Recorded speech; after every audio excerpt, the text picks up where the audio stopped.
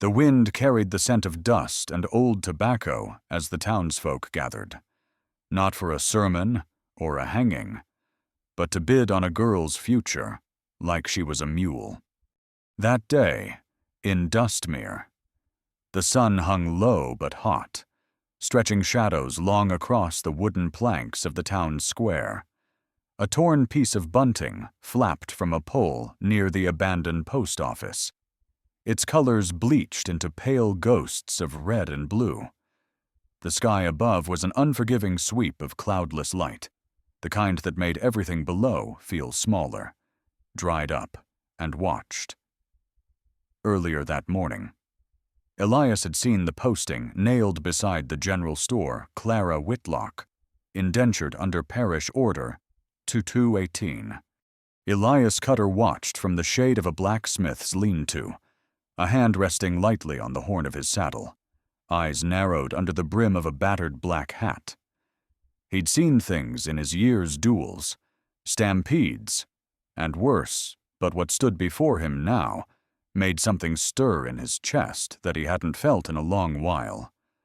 Disgust, maybe, or pity, the kind that stung. There, on a raised platform hastily nailed together from freight crates and fence boards, stood a girl no older than 17. Her dress was too thin for the season, a faded blue that might have once matched the brightness of her eyes. She clutched a wooden brooch in both hands, like it was the only thing keeping her from falling into pieces.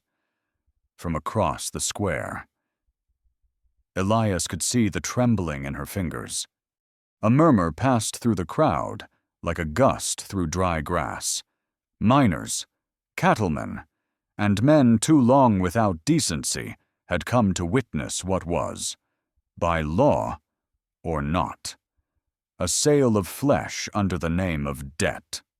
No one spoke her name, but he knew it from the posting Clara Whitlock, indentured to satisfy debts totaling $600, held by her uncle, Virgil Whitlock, filed under Montgomery Parish Order 218. It was all official, all signed, and it was all rot. They said Virgil had lost everything at the Three Lanterns Tavern, the last of his coin, his mule, and then finally, in slurred desperation, his niece. They said he didn't blink when the lender said it was her or the land. Clara was worth more. After all, a brittle voice cut the air like chalk on slate. $50 to start. That was old Henley from the tannery. He chuckled after the bid, like it was a joke, something to break the tension. It didn't. Clara stared at the ground. She hadn't spoken once. Elias imagined she hadn't even cried, not since the papers were stamped 3 days before. There were girls who wailed and cursed when sold. He'd seen it during his time in Texas, and once, shamefully, in New Mexico territory. Clara didn't do either. She stood still, quiet as a Sunday grave. The bids moved slowly, each one a slap across Elias's conscience. 75. 100. 125 from Thad Rusk. Laughter followed that name. Rusk was a rancher with more teeth missing than present, and a reputation for breaking things that didn't break easy. His boots were still muddy from the holding pens north of town, and his eyes gleamed like rattlesnake glass when he looked at Clara. Still she didn't flinch. The auctioneer, a too-thin man named Wallace Pike, waved his hat and shouted like it was a holiday event. 125, going once. A new voice rose, louder and with a menace that quieted even the drunkards near the saloon. 200, Royce McKinnon. Heads turned. The crowd pulled back a little, like leaves in a sudden gust. McKinnon sat atop a black horse, tall in the saddle and wearing a coat too fine for the dust-choked town. His silver vest sparkled like bullets under the sunlight. Elias didn't need the whispers to know him. McKinnon owned 3 of the nearby mines and most of the men's dignity inside of them. He had the look of someone who thought he'd never hear the word no. Clara's hands tightened around the brooch, knuckles bone white. Still she said nothing. 250, McKinnon added, just to make the point. Silence now. Even Pike hesitated. Do I hear 300? No answer. 350? Nothing. 400? Elias felt his breath slow. His hand slid into the pouch at his side, feeling the cool edges of coin he'd never meant to spend here. Not like this. 450. Pike looked discouraged now. The sun beat harder.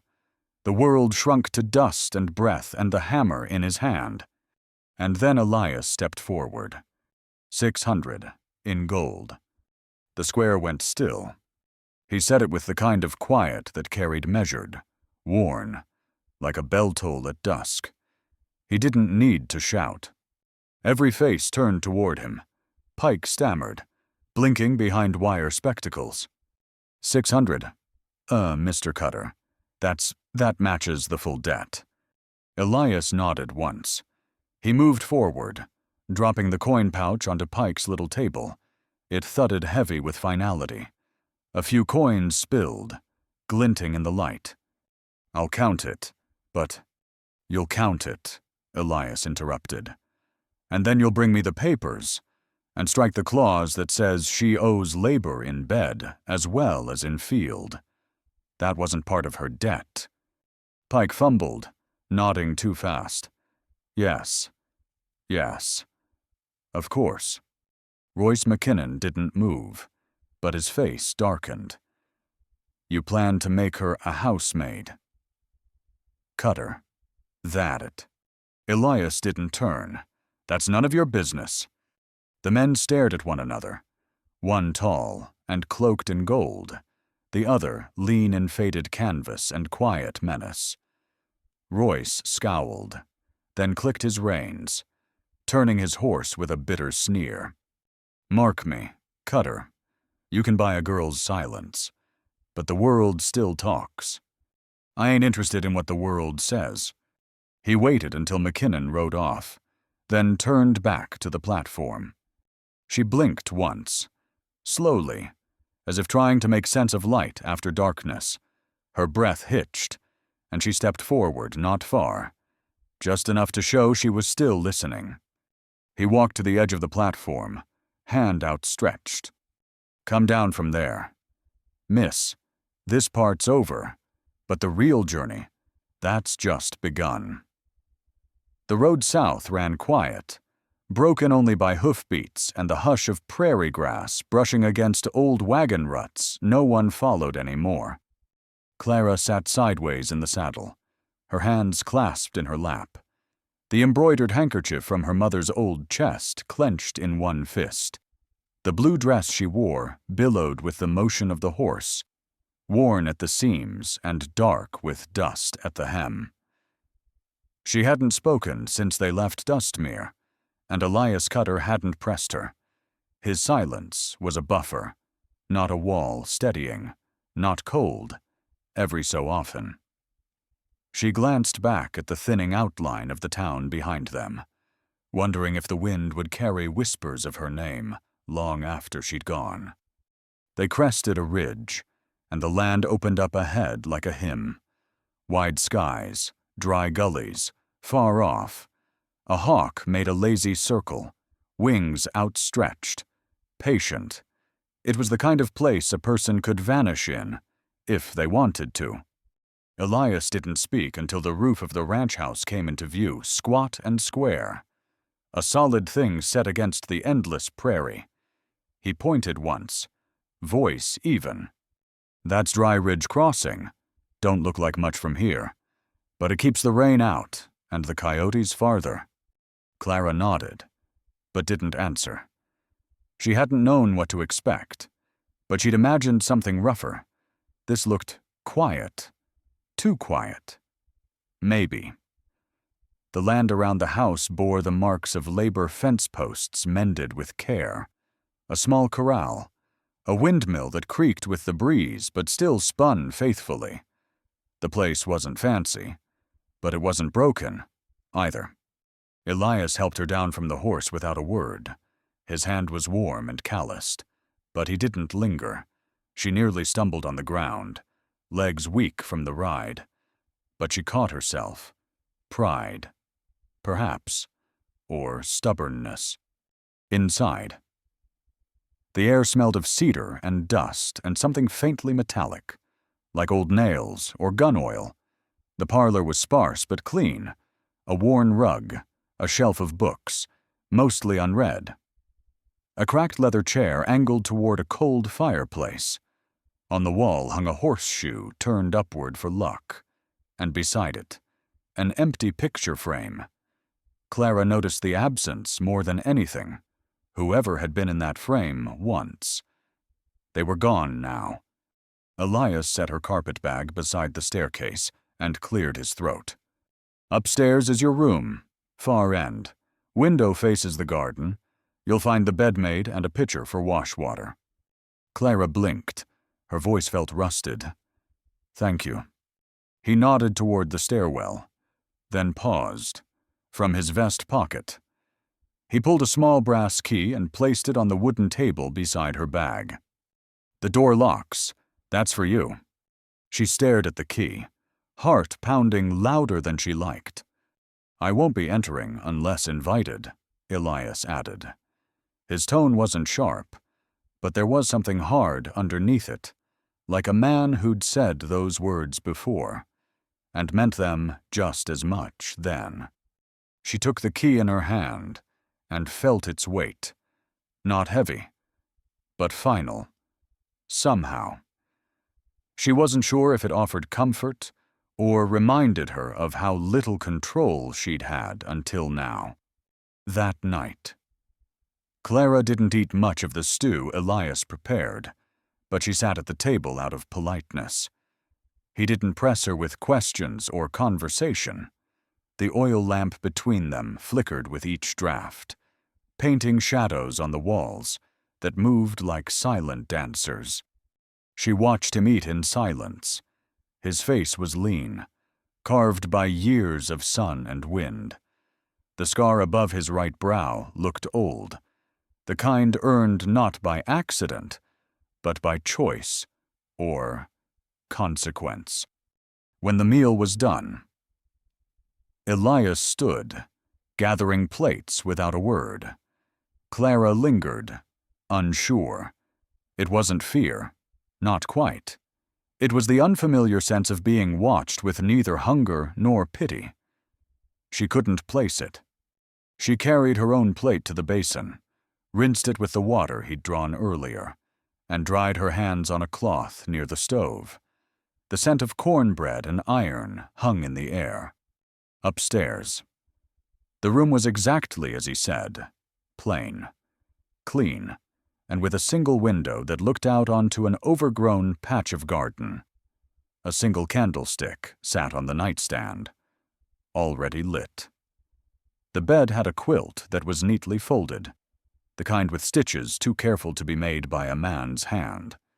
She sat down, slowly, the wood creaking beneath her, and let out a breath she hadn't realized she'd been holding since the platform. Her fingers found the key again, and she stared at it in the lamplight. That little piece of brass, unremarkable, practical, felt like a lifeline. She stood, moved to the door, and gently closed it. The lock clicked into place with a solid certainty. She held the key to her chest and sat again. Outside. The wind shifted. It whispered across the land like a voice too tired to shout. A shutter knocked softly against the side of the house. Somewhere in the distance. A coyote yipped, then fell silent. Clara lay down, boots still on. She didn't undress. She didn't cry. But she did sleep. And for the first time in years, she didn't dream of running. At dawn. The ranch came alive, not with songbirds, but with the groan of the old windmill and the distant lowing of cattle calling to be counted.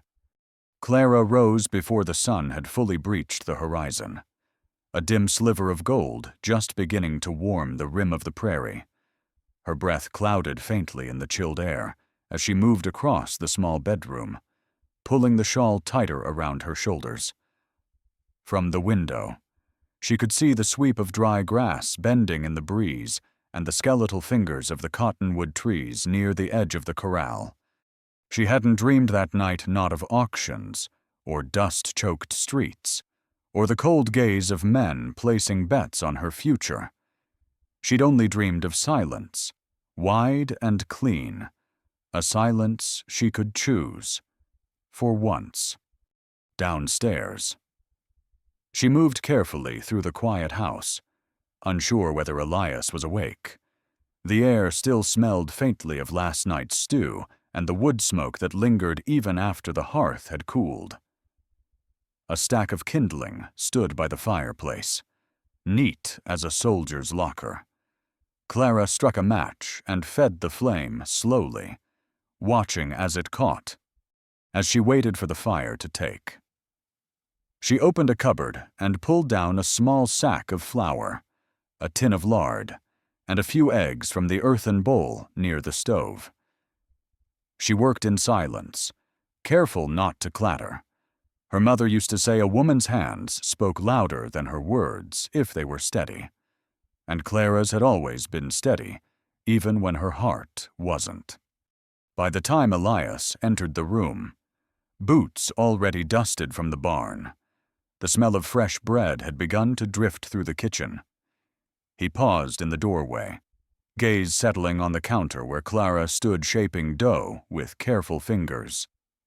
She didn't look up until she felt his presence. "Morning," she said, soft but not timid. "Morning," Elias replied. His voice was still rough from sleep, but his eyes were sharp. He crossed to the basin, washing his hands in the cold water without another word. She slid the pan into the oven, brushed the flour from her palms, and turned to him. "I figured I could take over the morning meals. Least I can do." Elias nodded once, not dismissively, but like a man measuring his response before offering it. "You don't owe me, Clara." "I know," she answered. "That's why I want to." That seemed to settle something in the space between them. Later that morning, Clara stepped outside with a basket tucked under one arm. The garden behind the house, though wild with weeds and neglect, showed signs of life. A few brave green shoots had pushed through the soil. She knelt beside them, brushing aside the creeping vines, and began pulling the weeds with a quiet sort of reverence. It wasn't so different from the burial plots she and her mother had tended back in Montgomery Parish, small acts of care for things easily forgotten. A rusted watering can lay half-buried under an overturned crate. She dug it out, filled it from the pump, and returned to the sprouts as she worked. She hummed under her breath a tune half-remembered from her childhood, something her mother used to sing while shelling peas on long summer evenings. Inside. Elias paused at the sound. It was faint, lilting, a thread of melody that wove through the open window like smoke. He stood at the sink, hands still wet from washing a pan, and closed his eyes. He hadn't heard that song in years. The last time. It had come from a voice too soft for this world, one that had been stilled too soon by fever and war. That memory pressed on his chest like a stone. He let it sit there, just for a moment, then wiped his hands and turned back to his work. The day passed in quiet, measured rhythms. Elias mended a section of fence by the north pasture, while Clara swept the front porch, pausing every so often to gaze across the land. It still didn't feel like hers, but neither did it feel entirely foreign anymore. There was something in the air here, something slower, more solid. That evening, after supper, Elias surprised her by setting a book on the table beside her. "You read?" he asked. Clara looked up from her sewing. "Yes, sir. Mama taught me." "It ain't sir, just Elias." He thumbed open the worn leather cover and slid the book toward her. "Got more in the study. If you want 'em." She smiled genuine, this time, and accepted the book. "Thank you." They sat in silence for a time, the only sound the ticking of the old clock on the mantel and the occasional snap from the hearth. "Was it your wife?" Clara asked finally, her voice barely above a whisper. "That taught you to cook. I mean," Elias looked into the fire. "Tried to. I wasn't much good at it. Got better after she passed." Clara nodded, sensing that was all he meant to say. Later, when she went upstairs, she passed by the parlor and saw something she hadn't noticed before. There, in the corner beneath a white cloth, sat a dusty piano. She reached out and gently pulled back the fabric. The keys were yellowed, a few chipped, but the instrument still held its shape, its promise. She sat on the bench and touched a single key. The sound was thin, hollow, but it stirred something in her chest. She pressed another, then two together. Her fingers remembered more than her mind did, and soon a tune began to take shape, a slow waltz, sad and steady. Behind her, in the doorway, Elias stood like a shadow. He didn't speak, just listened. Then, when the tune faded, he turned away, boots quiet against the wood. Clara watched him go, her heart unsettled, but not afraid. She had seen it just for a moment in the set of his shoulders, in the way he paused before leaving something broken, something still grieving. She let her hands rest on the keys, breath shallow. He recognized the song. He had known it before she played it. And it wasn't hers. He turned away from the doorway, before she saw the look in his eyes, a look that said, "Memory can be as sharp as any blade." The wind turned warm that morning, stirring up the scent of mesquite and something else, something that smelled like trouble. Clara felt it before she saw it. The air had changed. There was a charge to it, like the hush before a thunderclap or the moment between drawing a breath and speaking a hard truth.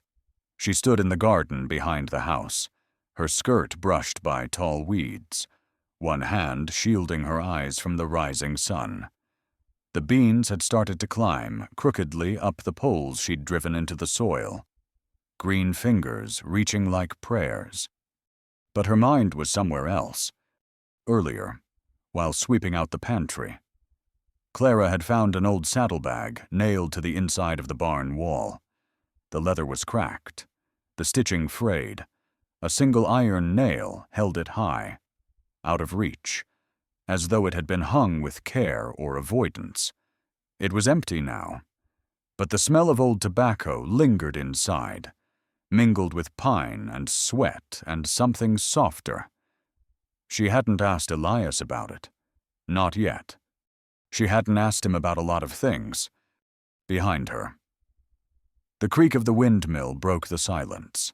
Elias was already back from town. She saw his horse tied to the rail, its flanks streaked with dust and foam. He must have ridden hard. Inside, Elias sat at the kitchen table, his brow furrowed, a tin cup cooling, untouched in his hand. His coat was slung over the chair beside him, his boots muddy, eyes distant. The postwriter had passed through Dustmere that morning. And with him, a letter. Clara stood in the doorway, holding the opened envelope in her hands. Her aunt, the woman who had raised her when her mother's cough had become something worse, had died, 2 days earlier. Fever, the letter said.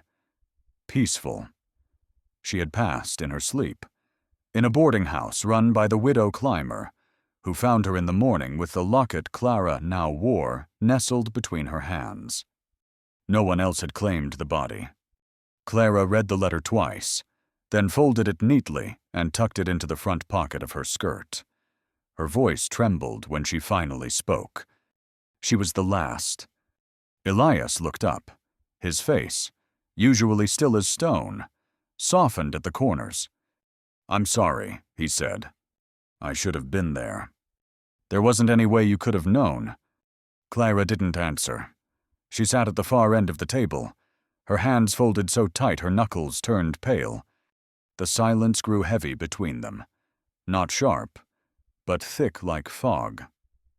Outside, the sky turned the color of rust. A storm was building in the west, slow-moving and full of promise. That afternoon, Clara worked in the barn longer than she needed to. The chickens were fed, the tack polished, the grain buckets lined up in perfect rows. She needed motion to fight the stillness, to keep from crying. She had grown up learning how not to cry. It was a skill taught in kitchens and funeral parlors, whispered across dinner tables when there was nothing left to eat. By the time Elias found her, she was sitting on a bale of hay, arms wrapped around her knees. Her hair had fallen loose from its braid, straw caught in the strands. "You didn't have to come out here," she said. "Didn't want you out here alone." She gave him a half-hearted smile. Kindness from a stranger. "You ever get tired of that?" Elias leaned against the post, arms folded, eyes steady. "Ain't a stranger anymore." The storm broke just before dusk. Thick drops pattered the roof like hoofbeats. Thunder rolled low across the horizon. The sound filled the house, and Clara stood near the fireplace, watching as Elias stoked the flames higher. "You sure you're all right?" he asked, setting down the poker. She hesitated, then nodded. "I don't think she was afraid. My aunt. She always said dying wasn't what scared her. Being forgotten was."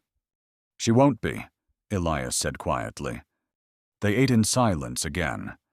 Not the heavy kind, but the sort shared by people who understand grief and know how to sit beside it without needing to fix it. Afterward, Clara stood at the sink washing plates while Elias dried them, their movements quiet, almost practiced. Outside, the rain thinned to a whisper. Elias took the tin lantern from the shelf and stepped onto the porch. He stood there a long while. Clara watched him through the window, the tilt of his shoulders, the way he scanned the horizon, even in darkness. When he returned, he didn't look at her, just set the lantern down and muttered, "Trouble's close." The next morning brought confirmation. Clara stepped out onto the porch just as the sun was dragging its belly across the distant ridges. Red and swollen, down the trail. A figure approached on horseback, slow but sure. As the shape drew near, she recognized the broad shoulders, the low-brimmed hat, and the crooked smile even from a distance. Thad Rusk. She stiffened. Elias came to the door behind her. He didn't ask, just saw the shape and nodded once. By the time Rusk reached the porch rail, Elias was already down the steps, arms crossed. Clara stayed where she was, hands gripped around the post. "Morning, Cutter," Rusk said. Dismounting and tipping his hat like a snake would offer grace. "You're far from your spread," Elias answered. "Just passing through. Dustmere's got news." Elias didn't blink. "I'm listening." Rusk leaned against the porch rail, letting his eyes drift toward Clara. She turned and went inside without a word. "McKinnon's coming," Rusk said once the door closed behind her. "He don't like being made a fool. especially by someone who don't smile much. He ain't owed nothing, and he knows it. Rusk shrugged. Maybe. Maybe not. He's got a ledger says otherwise. Word is he's been digging into the contract, asking around. Elias's voice was low. That contract was paid in full, and it's dead, besides. Not to a man like McKinnon. They stood a moment in silence, the kind that prickled the air. Rusk finally mounted up. Just thought you ought to know. McKinnon's got long arms, and he don't forget a debt, real or imagined. He rode off without waiting for a reply. Inside the house, Clara stood at the window, watching Rusk disappear into the scrub. What did he say, she asked, when Elias returned. He hesitated before answering. That McKinnon's not done with us. She didn't ask what that meant. Not yet. But something in her stomach turned over. That night. She dreamed of the prairie burning red, Elias coughing in smoke, and 3 shadows riding through the flames. She woke with ash on her tongue. The fire came slow, patient, like it knew she couldn't run fast enough. In the dream. Elias stood beside her, but his face was turned away, far down the trail, just before dusk. 3 horses broke over the ridge, and one of them was ridden by a man Clara prayed she'd never see again. Sometimes the law is written in ink, other times in blood and bone, and only one of them washes clean with rain. The day began still, not quiet still. Even the wind seemed to hold its breath. Clara stood in the barn doorway, apron in hand, and watched the distant rise of dust coming from the ridge like smoke from an unseen fire. The horses felt it too, shifting in their stalls, their ears twitching toward the east. Elias hadn't spoken much since Thad Rusk's warning. He rose early, saddled his horse without the usual clatter, checked the fence line with more deliberation than necessary. Every nail he drove into wood echoed louder than it should have. Each one a word left unsaid. But Clara knew. She knew what he was preparing for. The land, cracked and dry beneath a thin skin of grass, held their silence like a secret. The only sound was the grind of Elias sharpening the blade of an old axe out by the shed, metal rasping against stone like a whisper of violence that hadn't happened yet. Inside. Clara moved slowly through her chores.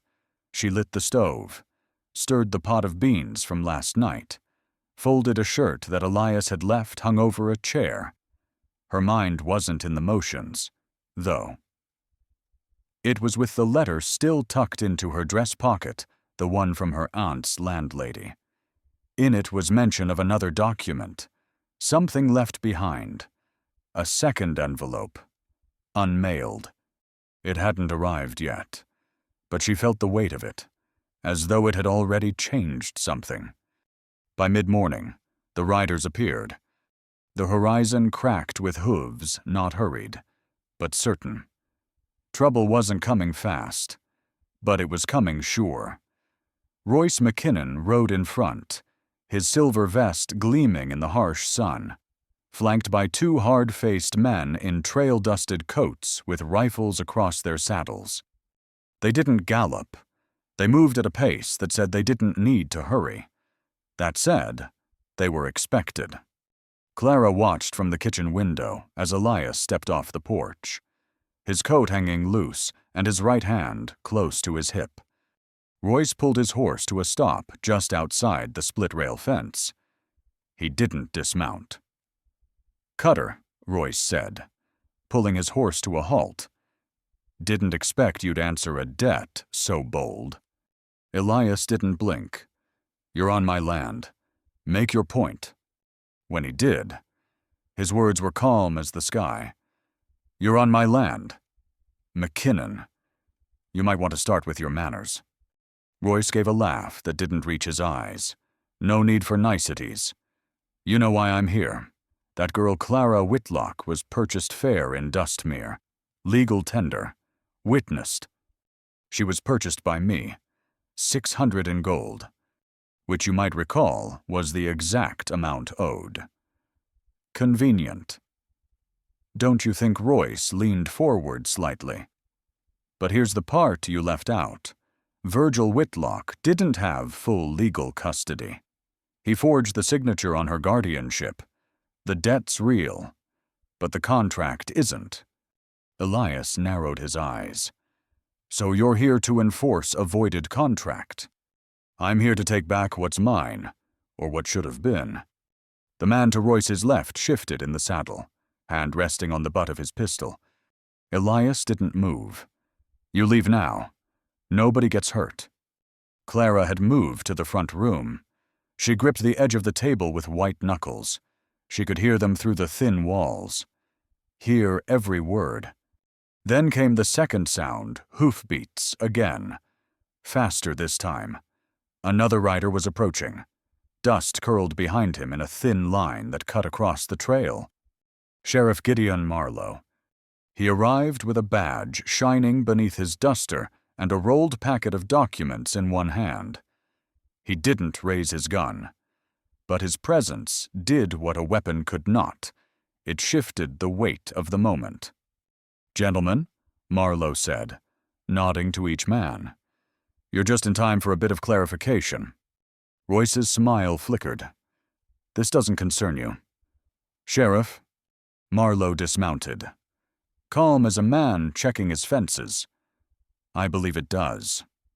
See, I've been in contact with Montgomery Parish. Clara's aunt left instructions and legal papers, including a guardianship override dated before any debt filing by Virgil Whitlock, meaning the contract you're referencing was issued fraudulently." He let the words hang there. McKinnon didn't answer. Marlowe unrolled the papers, letting the wind tug at the edges. "Here in my hand. I've got the sealed affidavit from Montgomery. I've got the town magistrate's signature. I've got the widow Clymer's statement. And I've got a handwritten letter from the girl's aunt, confirming that Clara Whitlock is and has always been a free woman under Arizona territory law." Silence. "You heard him," Elias said. "This is over." Royce shifted in his saddle. The man beside him spat into the dirt, muttering something under his breath. McKinnon's jaw worked, tight as a vice. His pride had been publicly broken, and pride, Elias knew, was a dangerous thing to leave wounded. But Royce reined his horse back a step. "This ain't the end of it. Cutter." Elias raised his voice just enough. "You ride back to Dustmere. Royce, you think about what it cost to ride out here today, and then think about how much more it might cost next time." The sun beat hard on the earth. No one spoke. Royce turned his horse slowly and began to ride back up the trail, his men following. Sheriff Marlowe waited until they were nearly out of sight before speaking. "I figured they'd try something," he said. "That's why I rode hard once the wire came through. Got your message from the telegraph station in Dustmere. Figured you'd need a paper trail to end this proper." He handed Elias the full packet of papers. "I'll be filing these at the courthouse. That contract's dead. Burn it if you want." Elias nodded. "Appreciate it. Sheriff." Clara stepped outside, hands folded in front of her, expression unreadable. She looked at the sheriff, then at Elias, then back at the trail where Royce had gone. "Is it really done?" she asked softly. Marlowe tipped his hat. "Far as the law's concerned, yes, ma'am." He paused. "But folks like Royce don't always listen to the law." Clara looked at Elias then. Something passed between them that had no need for words. The sheriff mounted up again, dust clinging to his boots and cuffs. "Y'all take care now." He rode out as he came, steady and certain, the rolled documents tucked under his arm like a preacher leaving a burial. Elias stood quiet on the porch, the papers in his hand. He looked down at them, then up at Clara, His voice was low. "You're free, Clara. You were never bound." She nodded slowly. "But I didn't know that." "No," he said, "but you do now." Clara looked toward the horizon. The sky was clean, for the moment. The storm had passed, but the ache of it lingered. Royce spat in the dirt, eyes full of hate. "This ain't over, Cutter. Not by a damn sight." Elias didn't flinch. "You're right. Because next time, I won't just be waiting." The world didn't change overnight, but inside the little ranch house, two people sat across a wooden table, hearts open at last. Evening had come soft and golden, bleeding across the land like a memory too old to trust, but too vivid to ignore. The prairie outside Dry Ridge Crossing shimmered in the last warmth of day, cattle lowing lazily by the fence line, and the cottonwoods cast long shadows across the porch floorboards from the open window. Clara could hear the creak of the windmill turning steady, the same way it had every night since she'd arrived, but tonight. It sounded like a clock ticking toward something new. She sat across from Elias in the kitchen, their supper dishes cleaned and stacked, a pot of weak coffee warming on the back of the stove. The silence between them wasn't tense anymore. It held shape, like the hush inside a church after a hymn. Earlier that day, Clara had gone through her trunk not to pack, but to sift, the old letters, the hymn book from her mother's bedside, and finally, her aunt's locket. She opened it now, gently, revealing the small drawing inside two girls, no older than 8, sketched in soft pencil by a hand long buried. It had been her mother's, passed to her aunt, and now, to her. Elias sat with a cup in hand, his fingers around the ceramic edge the way a man might grip a reins he hadn't trusted yet. His eyes had been distant since the sheriff's visit, 2 days ago, not watchful, not fearful, just searching. Clara cleared her throat, not loudly. "Do you ever wonder if we survive because of the people we've lost? Or in spite of them?" Elias didn't answer at first. His gaze lifted from the steam of his cup and settled on her face. "Both. I reckon." "I've been thinking," she said, folding the locket closed, "about what I want, not what I'm owed, or what I should settle for. Just what I want." He waited. She looked straight at him then. "I want to stay." Elias leaned back in his chair. "You don't have to." "I know. That's why it matters." There was no heat in her words, no trembling, just a stillness that came from hard-earned peace. Elias's jaw tightened. "I've been afraid to ask, afraid that if I gave you the choice, you'd ride out the first morning with a clean sky." She smiled, slow and small. "I've seen the sky. I still stayed." He chuckled softly, shaking his head like he couldn't quite believe her. "Clara, I ain't young. I've seen things, done things. Some I'm proud of. Some I'd burn to forget." "I don't care how old you are," she said.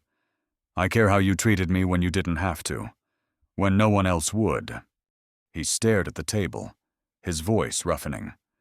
"I lost my wife to Comanche riders, was away on cattle duty, 4 days out, came back to smoke and silence.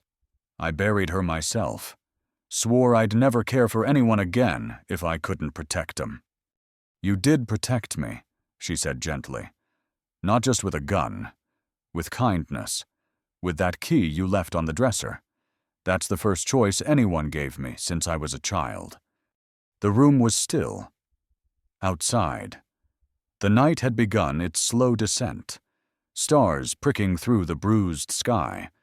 "I love you," she said quietly. "Not because you saved me, because I got to know the man underneath the silence." Elias stood slowly.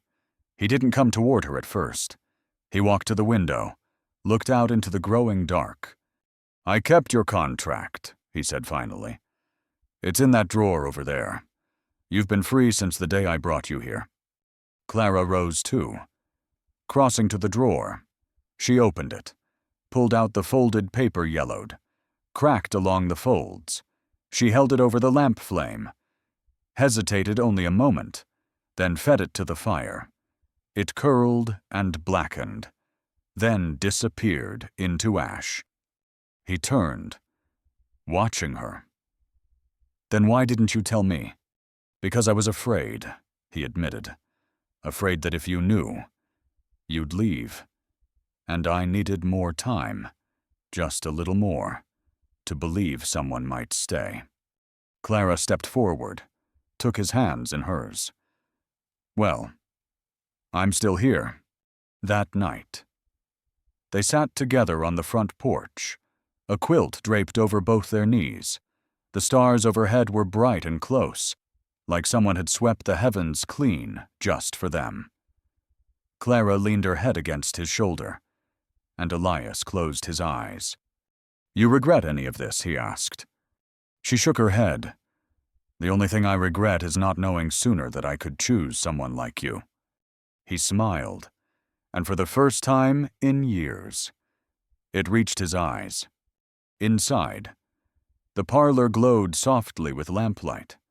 On the piano sat the locket, a Bible, and a silver ring forged from a melted coin, not yet worn, but promised. A knock came at the gate just before midnight. Elias rose, slipping on his coat. Clara followed, lantern in hand. At the edge of the yard, a young couple stood beside a worn wagon. The woman, clearly pregnant, looked near collapse. The man held his hat in his hands, dirt-streaked and desperate. "We heard you might give folks a chance," the man said. "We ain't got coin, just hands, just hope." Elias studied them, then looked at Clara. She nodded. "There's a cabin a mile south," Elias said. "Ain't been used in years, but it's dry. You can stay there. Help around the ranch when you can. We'll start fresh tomorrow." The man's voice broke as he tried to thank them. Clara squeezed the young woman's hand. From the kitchen window, the oil lamp burned like a promise. Elias took Clara's hand as they stepped onto the front porch. Stars above and the world before them, no longer two survivors, but one promise. Out here where the wind carries memory more faithfully than men do, stories don't end, they just settle. Like dust on the porch rail at twilight, waiting for someone kind enough to notice. And if you've listened this far, maybe you were one of the few willing to sit still long enough to hear something soft, something old, something nearly forgotten. Maybe you smelled the rain in the dry earth before it came, or heard the echo of horses from long-closed trails and understood what it meant when a man gave a woman a key, and then stepped back to let her choose.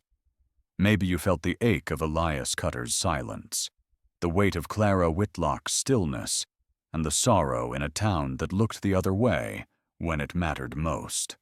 Maybe you remember the wildflowers growing through the garden's edge, or the piano that hadn't been touched in years until a girl with calloused hands brought it to life again. These things don't vanish. They take root in those who still believe in quiet acts, in unspoken courage, in second chances drawn not with ink, but with sacrifice. The wind still moves through the cottonwoods, brushing against old post fences and weathered barns. And if you sit real quiet, you can hear the whisper of truths that were once buried beneath shame, but rose like prairie grass after fire. There's something about the way the West remembers its wounded, not loudly, but loyally. It carries their stories in creaking floorboards, in rusted tin cups, in letters never sent but kept safe. And in that, there's a lesson. Sure as sunrise, honor can be bruised, can be hidden beneath lies and ledger books and courthouse ink. But it doesn't rot. It waits. It watches. It blooms again in the hands of the right person. Forgiveness ain't something grand. Sometimes it's just a cup of coffee placed without a word, or a quilt shared under a silent sky. Justice, when it finally rides in, may come without fanfare, may wear dust instead of silver, but its weight is real, and its arrival is enough to make even an old outlaw lower his gaze. And Clara, well, some women are born to endure, but others are born to remind the world it can still be gentle. She didn't shout, didn't fight with fire, but she held her ground and let the truth stand taller than any man who tried to silence it. In a world where folks are eager to move on, she stayed. In a place where most ride through, she planted her life. That matters. That lingers. The letters she never mailed. The songs she hummed while shelling beans. The way she chose to stay when given the freedom to go. Those are the kind of things that soften towns. Even ones like Dustmere. So if you still believe in what the old stories used to teach, that redemption is worth the wait, that people can be better if someone shows them how, that silence is not the same as weakness, then maybe leave something behind for others to find. Light a lamp, even if no one's coming. Tie a ribbon on the gate, just in case someone lost finds their way. And if you believe that the quietest people sometimes leave the deepest marks, write the number 1 below, and let the next writer know there's still faith in this world. Subscribe to Western Story Chronicles if your heart leans toward tales lit by oil lamp light and told in the hush between dusk and sleep. And when the night grows long, and the wind sings low across your porch rail, remember, truth don't need applause, it just needs to be kept.